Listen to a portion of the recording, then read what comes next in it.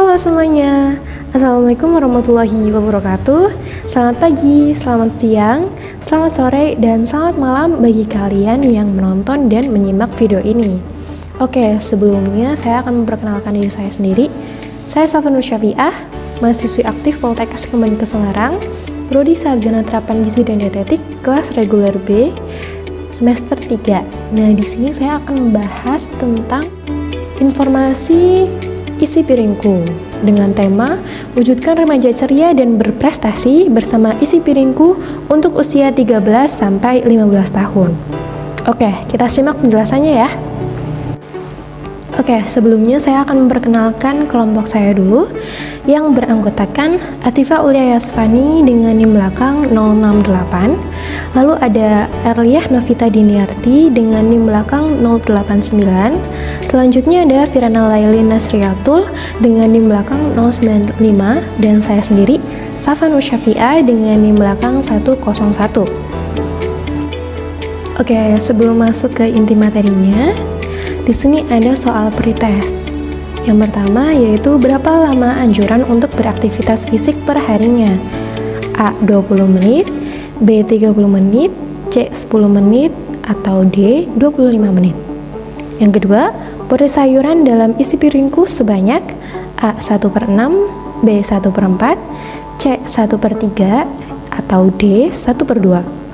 Oke, yang ketiga, yang merupakan sumber vitamin dan mineral adalah A. Makanan pokok, B. Buah-buahan, C. Lauk pauk, dan D. Minuman bersoda.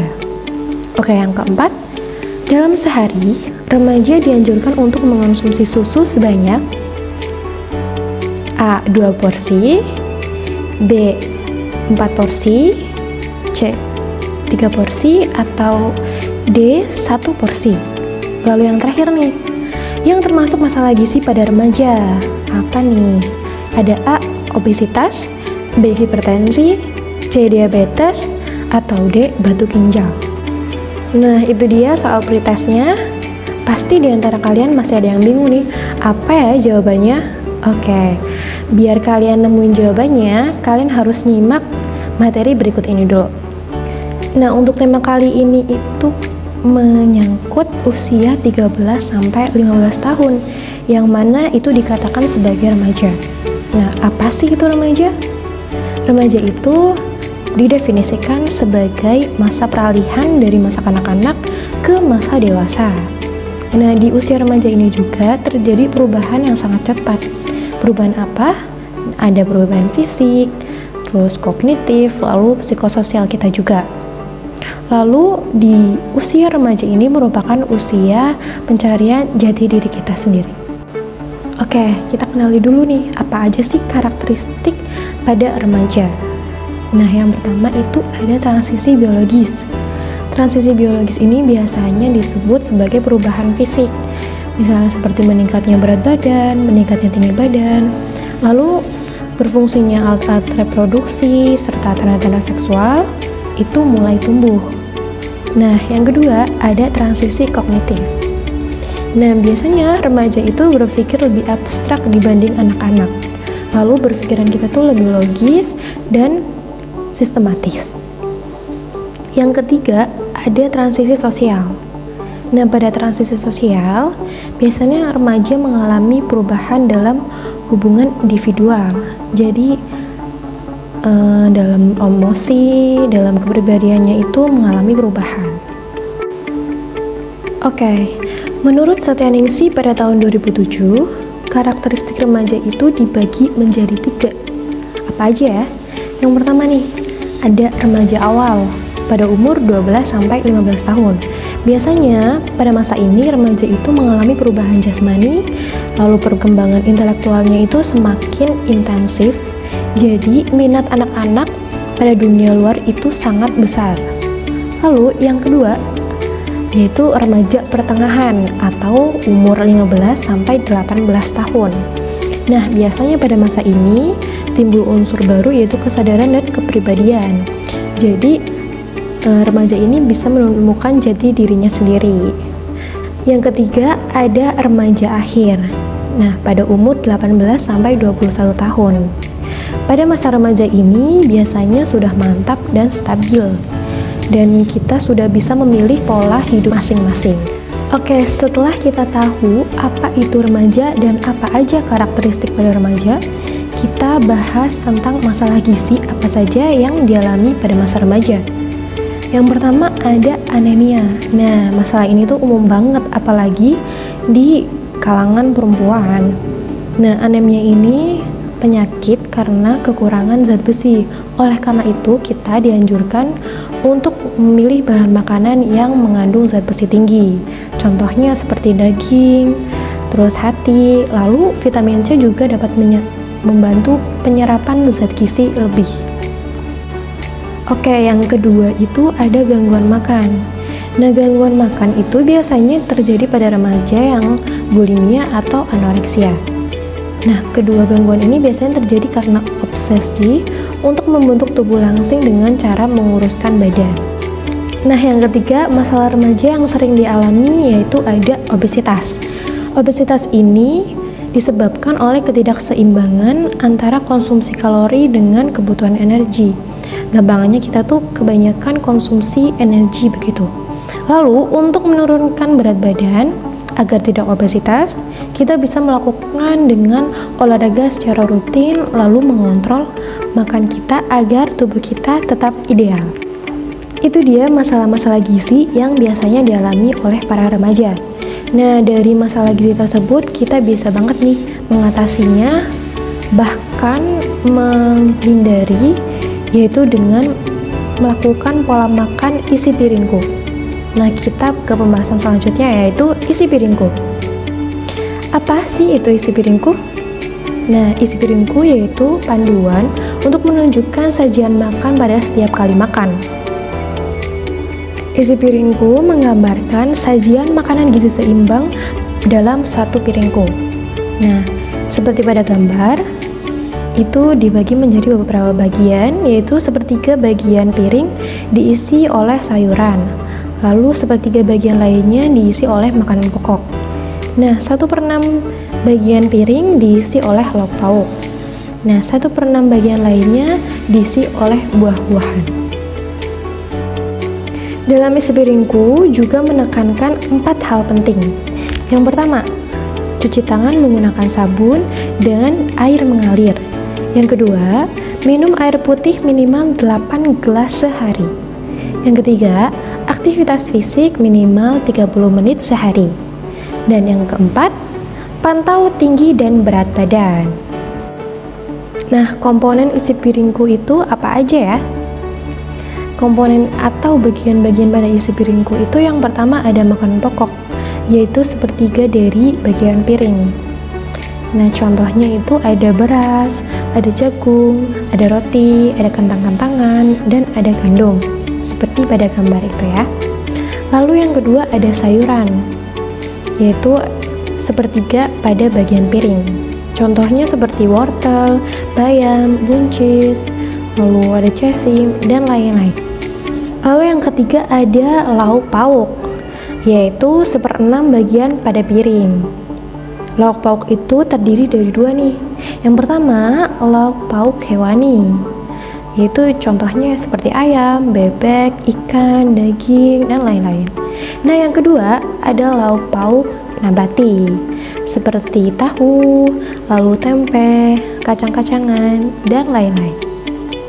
Nah, yang terakhir bagian pada isi piringku itu ada buah-buahan. Buah-buahan itu menempati 1/6 bagian pada piring. Contohnya seperti buah pisang, buah anggur, buah apel, buah jeruk, dan berbagai macam buah lainnya. Oke, setelah kita mengenal apa aja komponen-komponen isi piringku, apa aja hal-hal yang perlu diperhatikan dalam isi piringku, lalu sekarang kita akan tahu apa sih manfaat isi piringku ini. Oke, terutama pada remaja.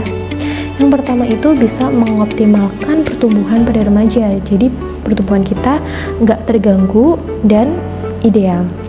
Yang kedua, bisa mencegah anemia pada remaja. Jadi, kalau tadi kita bahas anemia itu kan kekurangan zat besi. Nah, kalau misalnya kita menerapkan pola isi piringku dengan benar, kita bisa mengurangi bahkan mencegah anemia. Nah, yang ketiga, bisa mengoptimalkan perkembangan otak pada remaja. Yang keempat, mencegah timbulnya gizi buruk dan obesitas pada remaja. Nah, seperti pada pembahasan sebelumnya, gizi buruk itu bisa dicegah oleh pola makan dengan isi piringku, bahkan obesitas juga bisa dicegah oleh pola makan pada isi piringku. Oke, sekarang kita bahas tentang pemorsian yang dianjurkan untuk kelompok umur 13 sampai 15 tahun. Yang pertama, untuk laki-laki nih, kebutuhan energinya itu sebesar 2475 kilokalori. Kalau untuk perempuan, kebutuhan energinya yaitu sebesar 2125 kilokalori. Nah, kita kenali nih bahan makanan apa aja yang memenuhi kebutuhan kalori tersebut. Oke, bahan makanan yang pertama ini ada nasi. Biasanya untuk laki-laki yaitu 6,5 porsi atau sekitar 650 gram. Untuk perempuan 4,5 porsi atau sekitar 450 gram. Lalu yang kedua, bahan makanan sayuran. Biasanya laki-laki mengonsumsi 3 porsi atau sekitar 300 gram. Kalau untuk perempuan 3 porsi juga atau sekitar 300 gram. Lalu untuk buah, laki-laki biasanya mengonsumsi sekitar 4 porsi atau 200 sampai 400 gram. Ini tergantung jenis buahnya. Jadi masing-masing buah itu satu porsinya beratnya berbeda-beda. Lalu untuk perempuan, porsi buahnya itu biasanya 4 porsi atau sekitar 200 sampai 400 gram juga. Lalu yang keempat, ada bahan makanan tempe. Biasanya laki-laki itu mengonsumsi sekitar 3 porsi atau 150 gram. Lalu perempuan sekitar 3 porsi juga atau 150 gram. Lalu yang kelima, ada bahan makanan daging. Untuk laki-laki biasanya mengonsumsi sekitar 3 porsi atau 150 gram. Untuk perempuan 3 porsi juga, yaitu sekitar 150 gram. Lalu untuk untuk bahan makanan susu, laki-laki biasanya mengonsumsi sekitar 1 porsi atau 1 P sekitar 100 gram. Lalu untuk perempuan juga 1 P sekitar 100 gram. Lalu bahan makanan berikutnya ada minyak. Laki-laki biasanya mengonsumsi sekitar 6 P atau 300 gram. Perempuan sekitar 5 P atau 25 gram. Lalu yang terakhir yaitu bahan makanan gula. Laki-laki biasanya mengonsumsi gula sekitar 2 P atau 20 gram. Untuk perempuan 2 P juga atau 20 gram. Oke, berikutnya ini ada contoh menu makan sehari. Yang pertama, waktu makan pada makan pagi biasanya. Kalau misalnya remaja itu kan untuk sarapan sebelum sekolah antara jam 6:30 atau jam 6.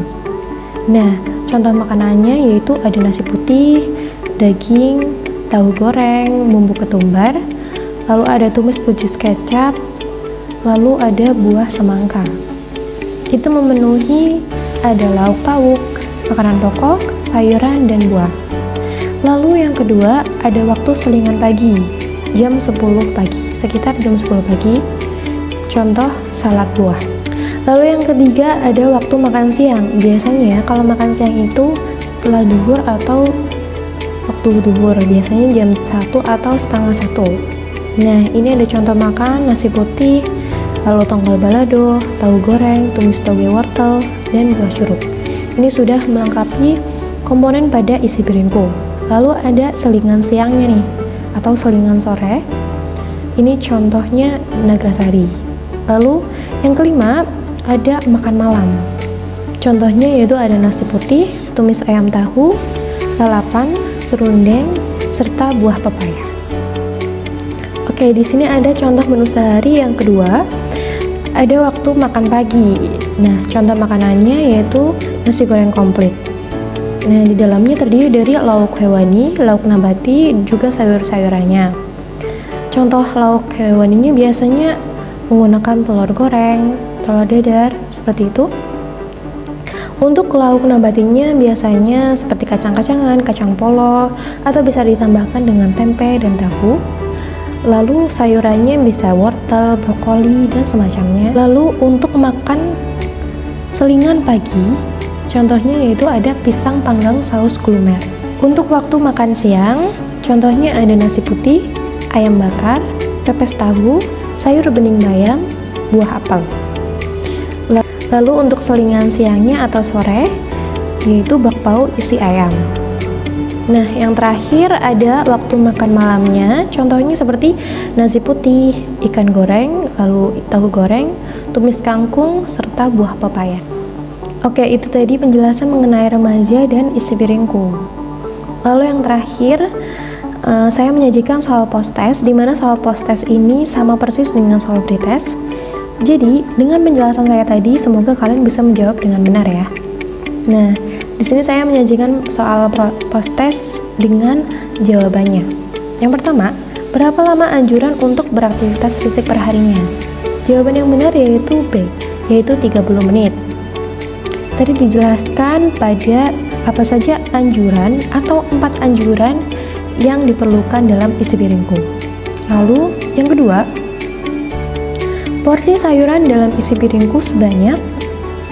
Jawaban yang benar yaitu C atau 1/3 bagian dalam isi piringku.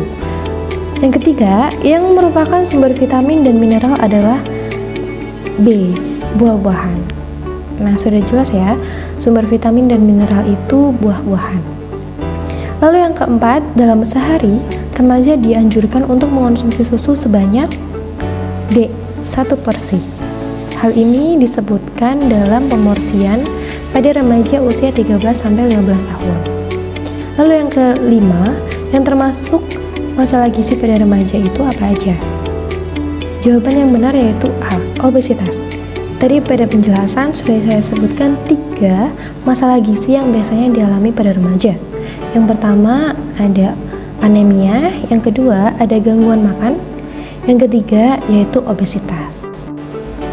Nah, ini merupakan referensi dari materi yang sudah saya jelaskan tadi. Oke, sekian video dari saya, semoga bermanfaat. Terima kasih sudah menonton dan menyimak video ini dengan baik. Wassalamualaikum warahmatullahi wabarakatuh.